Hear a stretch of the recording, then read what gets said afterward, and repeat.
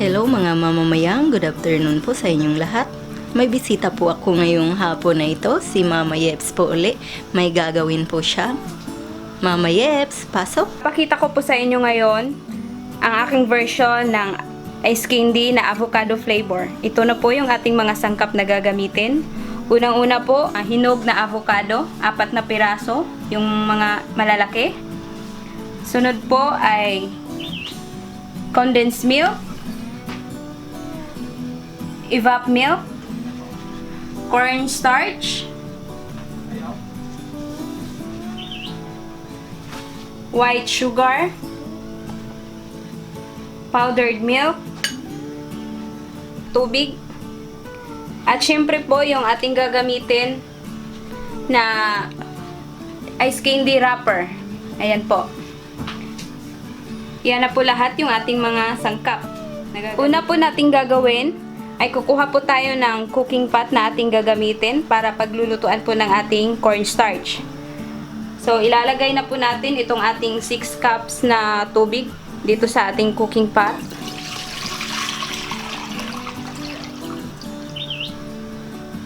Isunod po natin yung ating cornstarch.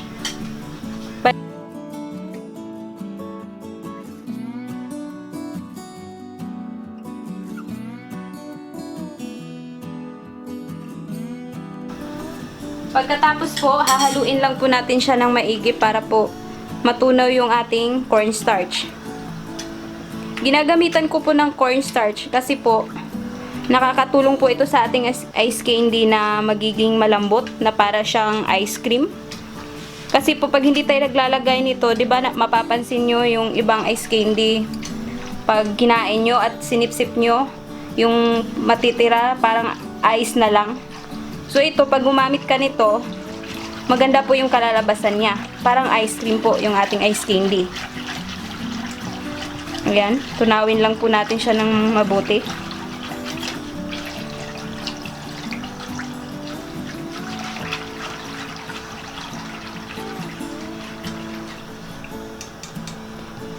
Kapag natunaw na po, isasalang na po natin siya sa ating apoy. Tsaka po, hahaluin po ninyo ng mabuti. Huwag po ninyong itigil hanggang hindi pa maluluto yung ating cornstarch. Kasi iwasan po nating mamuo yung cornstarch. Yan, pakukuluin lang po natin siya. Tapos hahaluin natin. Kailangan po lutong-luto po yung ating cornstarch. Malalaman po nating luto na ito kapag mag-transparent na po yung kulay niya.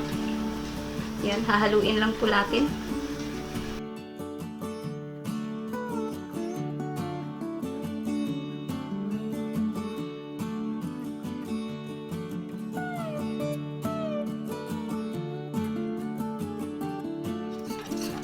Ayan po, nakikita nyo na medyo malapot na po siya.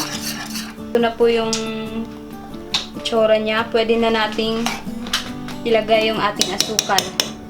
Ilagay po natin yung ating 1/2 cup na sugar. Hinaan nyo lang po yung apoy.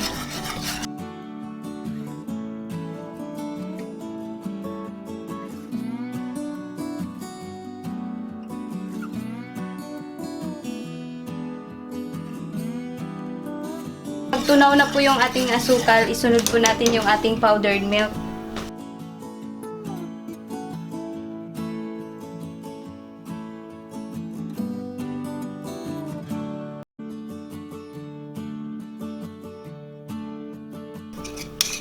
Siguraduhin po natin walang buo-buo.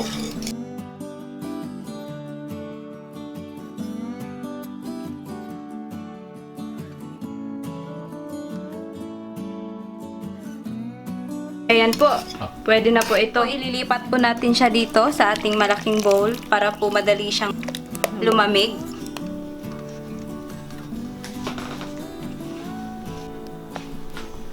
Habang pinapalamig po natin ito, hihiwain na po natin yung ating avocado para ma-blend na po natin. Ayan, hayaan lang po muna natin siya na lumamig. Ayan, hihiwain na po natin itong ating avocado.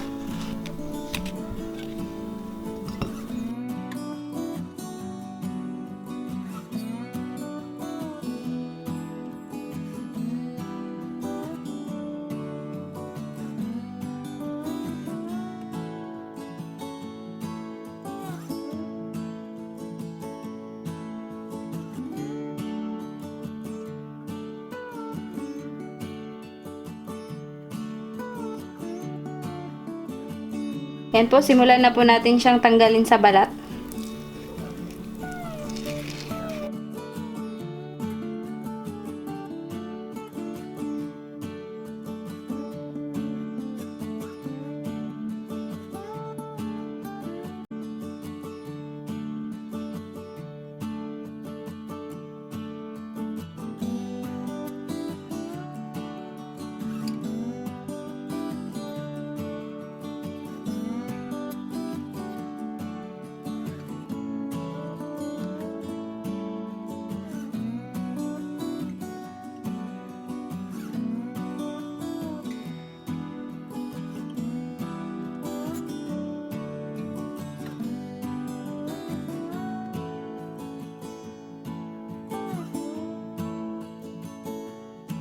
Yan po, imamash po muna natin to para po madali po siyang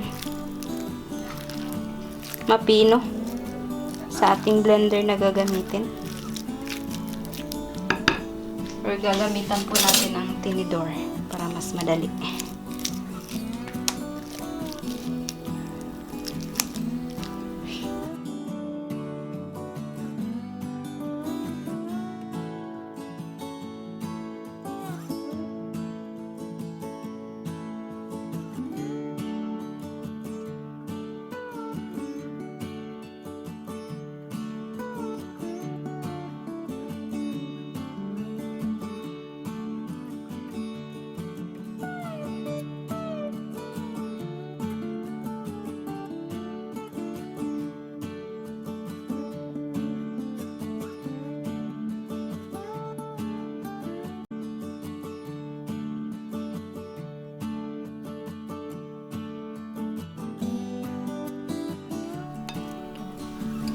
Ayan po, simulan na po nating i-blend itong ating avocado para po magiging pure talaga siya. Yung pinong-pino po yung kanyang texture. Ayan, maglagay lang po tayo.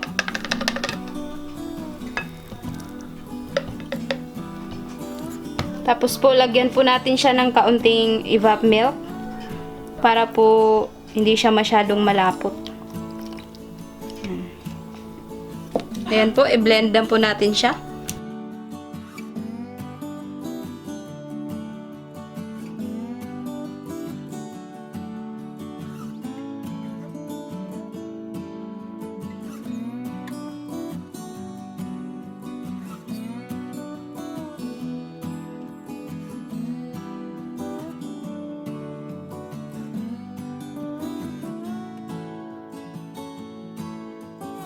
Ganito po na texture yung gusto nating makuha. 'Di ba po parang ice cream yung ano niya? Texture.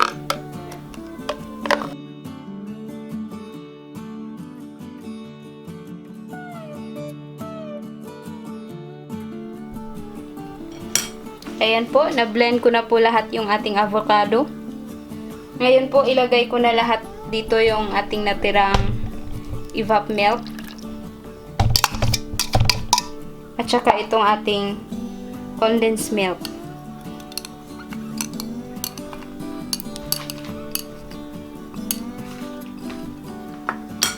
Yan, hahaluin lang po natin.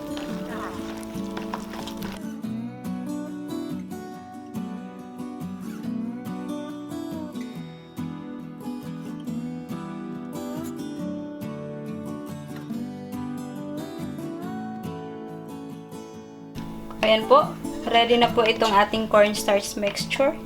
Malamig na, so ihahalo na po natin dito sa ating avocado.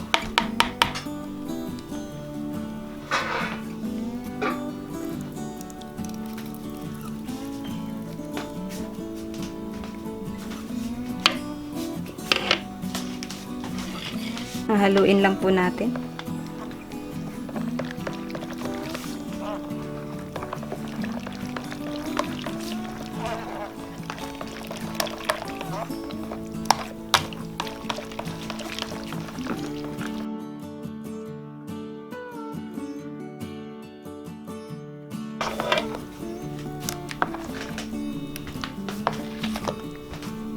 Kung sa tingin nyo po ay sobrang lapot po siya, pwede po nyong dagdagan ng kaunting tubig.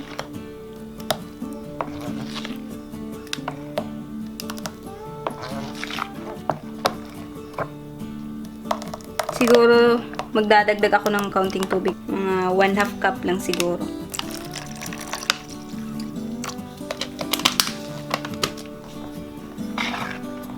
Tapos titikman nyo ulit. Kung kulang sa tamis, dagdagan nyo na lang po ng asukal or condensed milk. Nasa sa inyo na po yun kung alin po yung prefer nyo na gamitin. Yan, okay na po siya.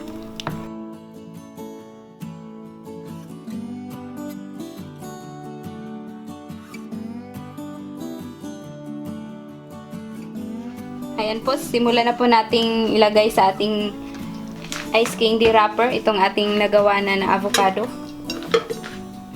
Ayan, ilagay lang po natin sa ating pitzel.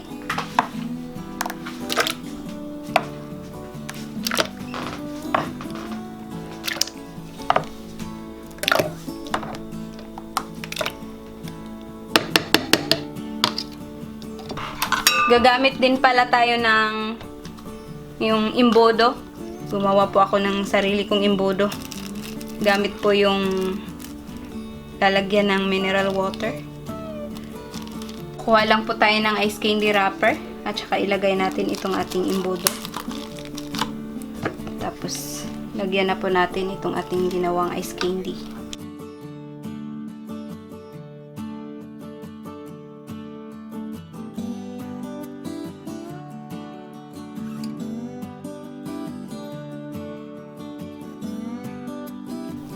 Higpitan po natin yung pagkahawak at saka iikot natin ng ganyan para mas sikip talaga yung pagkatali natin.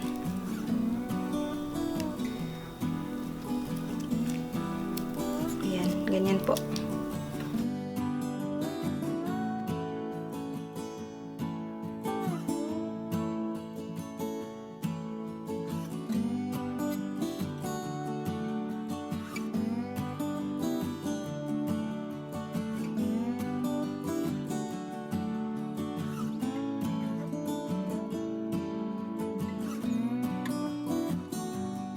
Ayan na po mga mamamayang ang ating ice candy na avocado flavor.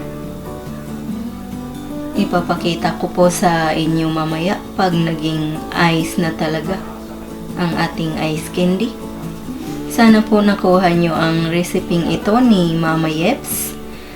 Maraming salamat po sa inyong panunood. Ito po ang inyong Ate Mayang na nagsasabing mabuhay.